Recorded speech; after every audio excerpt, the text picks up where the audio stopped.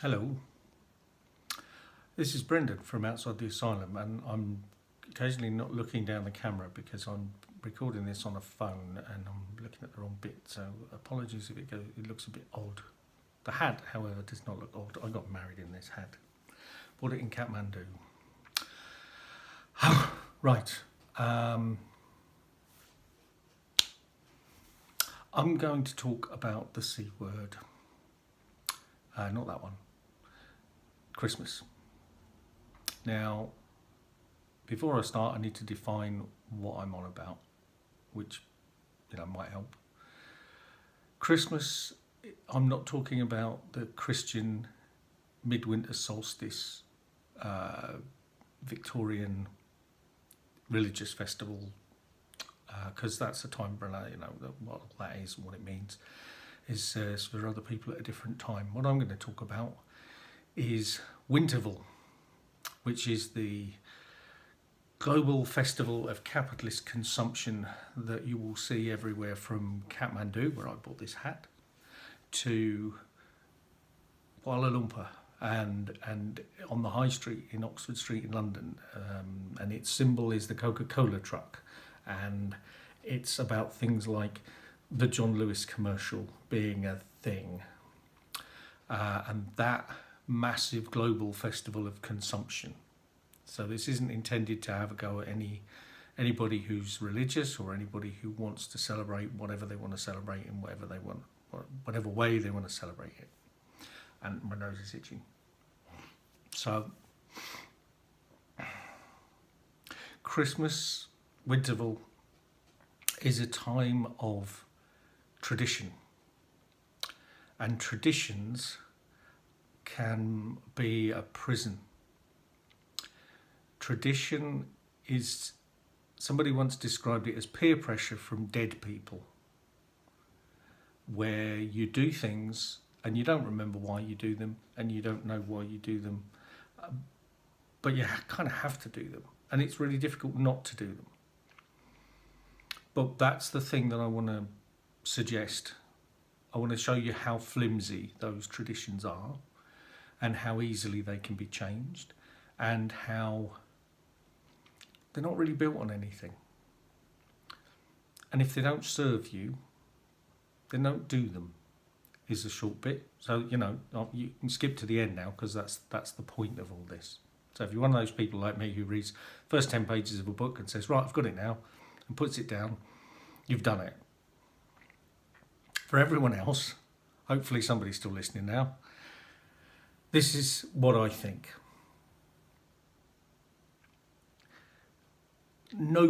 This is a Christmas fact, nobody celebrates Christmas, Winterval, whatever you want to call it, the way that you do.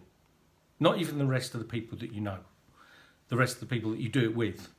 Nobody does it the way you do it. And yet, that's what you think of as how to do Christmas. And I'll give you some examples. I know people who don't open any Christmas cards until Christmas morning or Christmas Eve, and they use them as part of decoration. Some people put up their decorations on the 1st of December. Some people wait, even Mariah Carey doesn't play All I Want for Christmas Is You until the 12th of December. I don't know why the 12th, but, she didn't return my calls, so I can't tell you. So that's what some people do. Some people open their presents in the afternoon. Some people make sure that it's a day when they don't watch TV. Some people, they do nothing but watch TV. Some people have Christmas dinner at 5 in the evening, and some go out, and some would never dream of going out to a restaurant. And everyone does it different. Everyone. Especially you.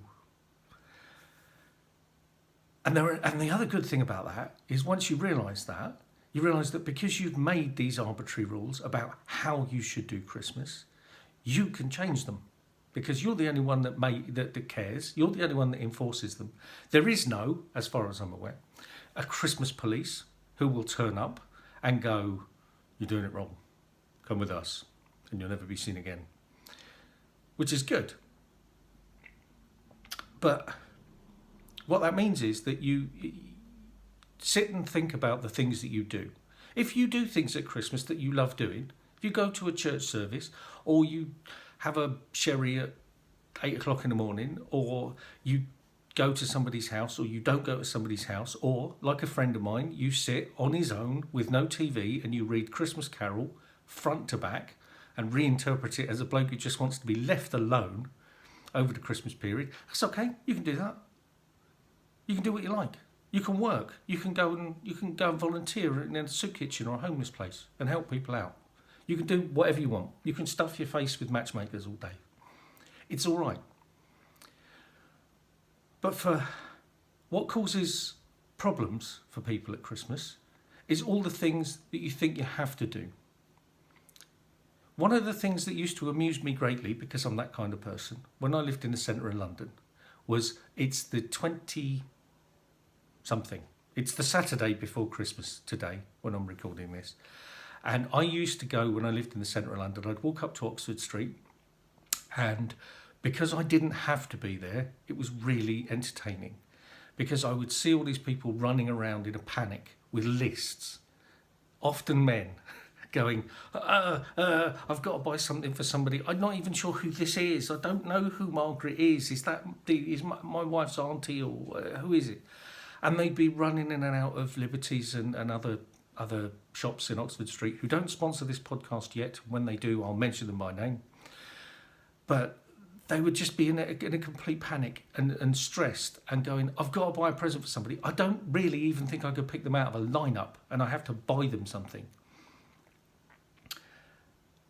Don't. You know? Don't. It's that simple. Sometimes you stop doing these things and no one notices, and it doesn't matter. That was a ghost then. Just shut the door. Did you see that? It's a paranormal podcast now. Ooh. It's a ghost. Or possibly my wife. But we'll never know. So, don't do these things and see if anyone notices. You know, if you don't like, if you're the sort of person who gets stressed out because you're basically making sure that everyone else has a good time, and you're searching for this perfect Christmas. I try to avoid doing this. It makes me look like a dick. It makes anyone look like a dick, but I do it occasionally. You're searching for a perfect Christmas, and it's a mixture of a Coca-Cola advert and some Disney movie and some nostalgic bollocks that never happened to you and probably never happened to anybody and will never happen to anybody. And so is it any wonder you don't attain it? And sometimes it's just a case of, let's just wait and get this done. Let's get it over with. Let's get it out of the way and you know, can relax. It's bloody hard work for some people. They're up before everyone else. They're cooking for 28 people, you know, sorting out a turkey and every vegetable, and you haven't got enough ovens and you haven't got enough chairs, and it's a nightmare. So maybe suggest you go to a restaurant or pub. You know, we'll go somewhere for the day. And the first time you do that, everyone goes, well, that's not what we do. That's not what we do. That's breaking the tradition. But we always do this. We always go to your mum's house on Christmas Day. Well, okay, let's not do it. Let's do something else. All right? Okay, we'll do it this year for a change.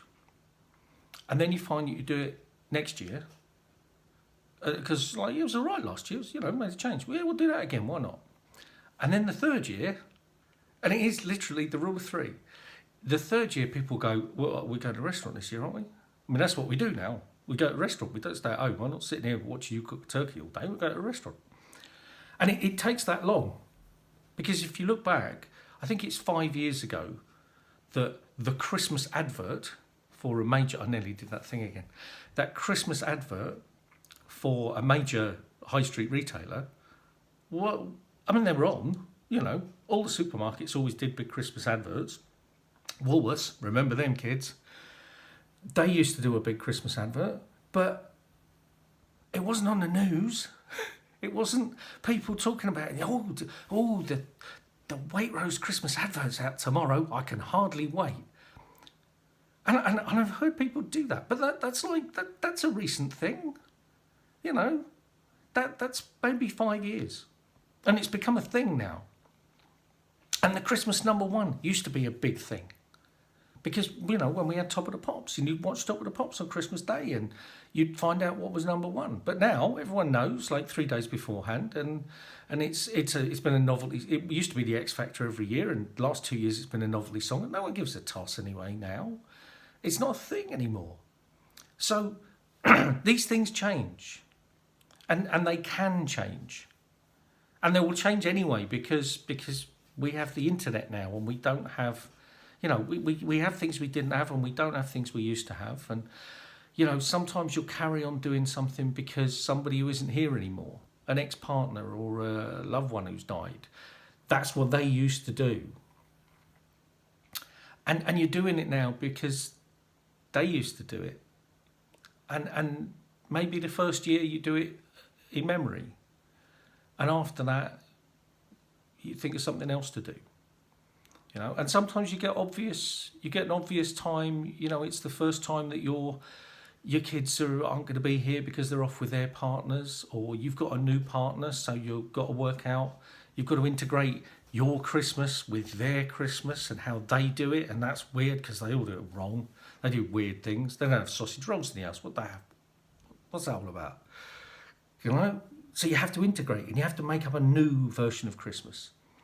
But it is unique, and it is yours, and it can be changed. And so, to reiterate the point to which I was inexorably coming about 6 minutes ago, you make Christmas what it is. And you can reach out. You can go online now. Sarah Millican is running a thing on Christmas Day called Join In. Just look at the hashtag join in, and you can join in with people who are on their own. And some people are on their own by choice, and some people are on their own because not by choice.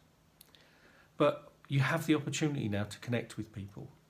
But you also have the opportunity, if you want, to not connect with anyone. If you've had a shit year, if you've had a shit time, if you've just lost somebody and you don't want to do it, don't do it. Don't do it.